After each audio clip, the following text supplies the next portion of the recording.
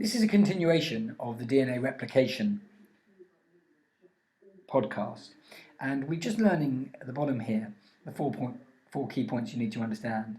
And we talked in the first section of DNA replication about antiparallel strands and the fact that the strands, one runs from 5' to 3', so you can see on this diagram that would be that way, and one runs from 3' to 5'. And the difficulty about replication is that the bases can only be added on.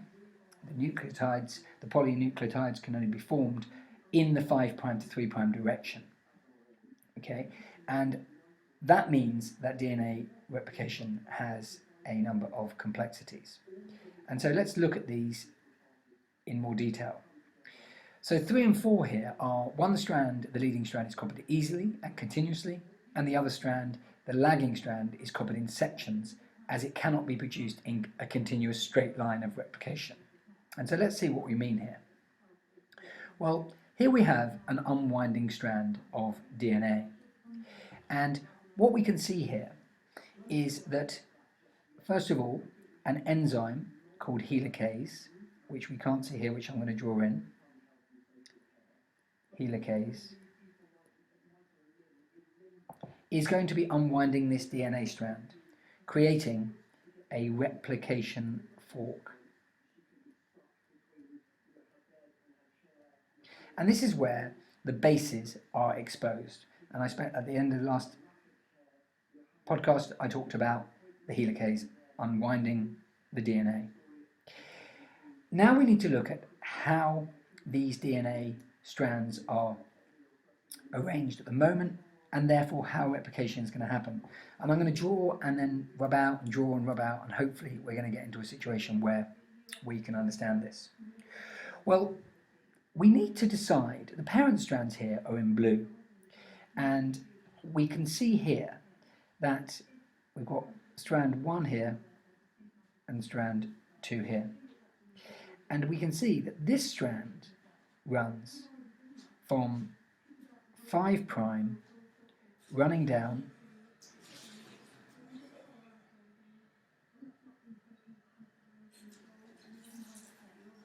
to 3'. And therefore, by definition, I'll just make this a separate colour, this strand runs 3' and runs to 5'. So can you see these strands are antiparallel? You've got 5' at this end and 3' at this end, and 5' at this end and 3' at this end. Just a reminder, that means the phosphate, the terminal phosphate is there, and the OH is here, and then the terminal phosphate is here, and the OH is here. So can we establish that the strand number 1 here runs 5' to 3', and strand 2 runs 3' to 5'? Okay, now once again I'm going to rub out this to get rid of any contamination to our drawings. So we've got our helicase unwinding, and if the new strands that we make are going to be antiparallel to the parent strands, we must therefore know that these new strands, if this one, let me just actually put those in, if this one is 5' to 3', and this one is 3' to 5', they're the parents. If I now put the new strands, this must be the 5' end, and then this, therefore, of the ones that have been made must be the 3' end.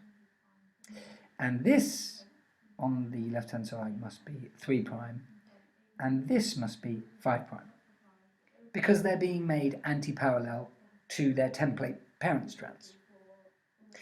Now, I told you that DNA replication only happens in a 5' to 3' direction.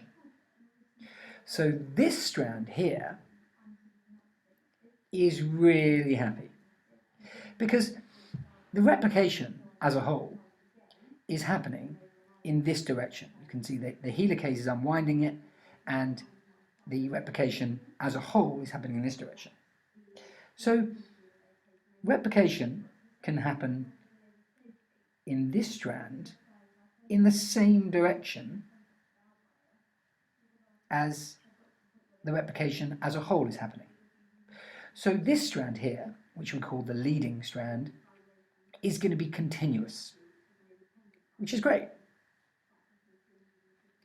5' to 3', the formation of that strand matches the direction of replication as a whole, and so it's continuous. The key, though, comes with the other strand, and I'm going to rub out this again, because this other strand has got a problem. As we've just seen, the direction of replication as a whole is that way, and that means that bases are being shown one at a time. So right now that base is being shown, but then that base will be shown, and then that base will be shown, and then that base will be shown, and then that one, and then that one. So the direction's that way. But I told you the replication can only happen in the 5' to 3' direction. So it can only replicate those DNA bases when they've been uncovered in this direction. Ouch. That is not great. And so what it does, which is quite ingenious, once again I'm going to rub out these two,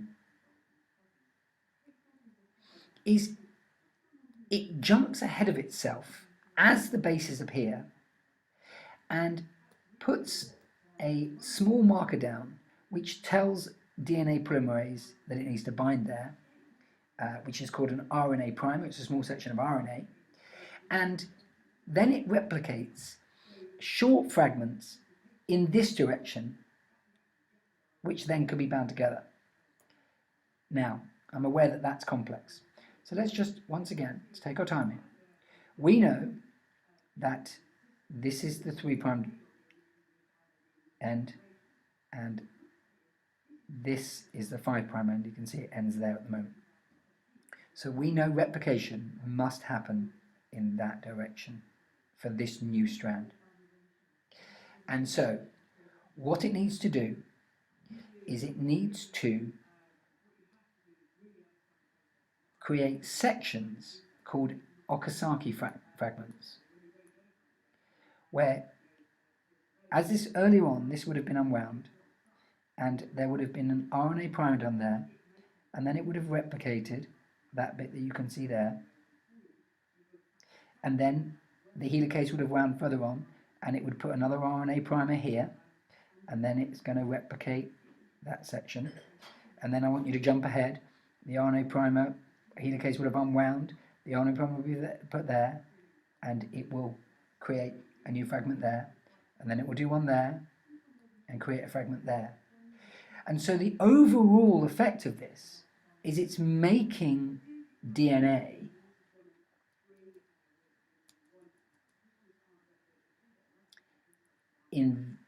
overall in this direction, but individual fragments are being made in this direction.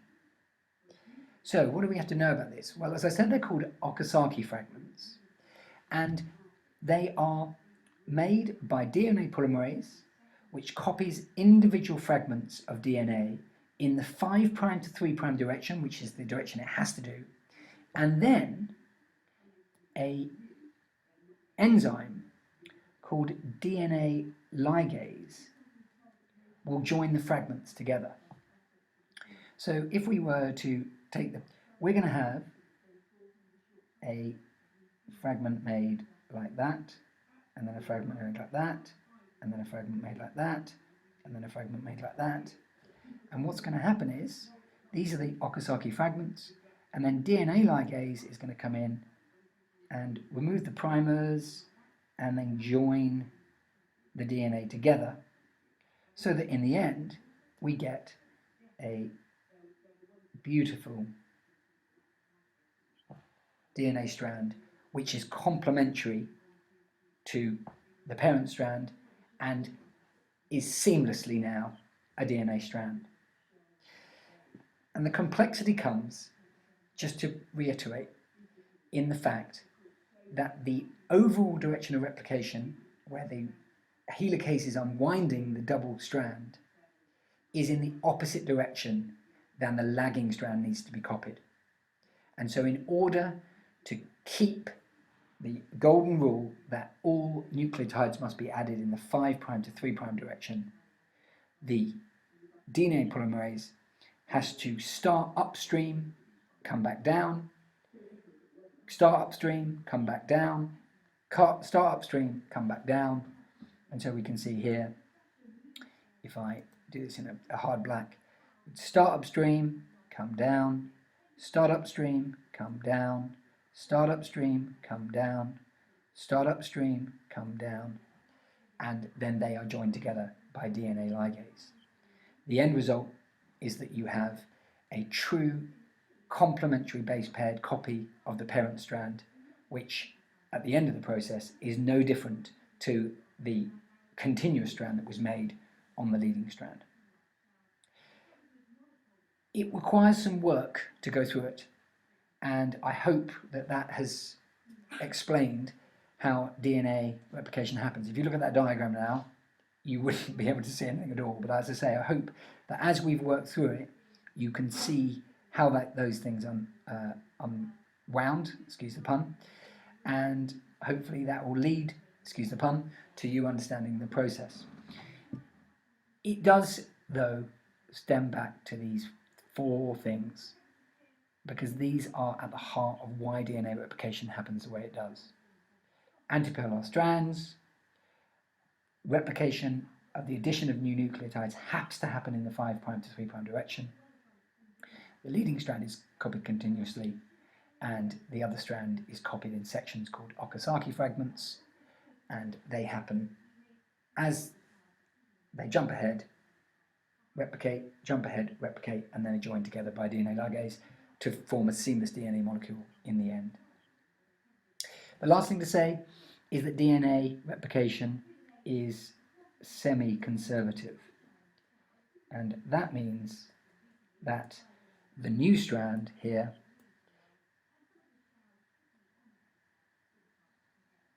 is going to form one new DNA molecule, and then if we were to put a different colour here for this strand,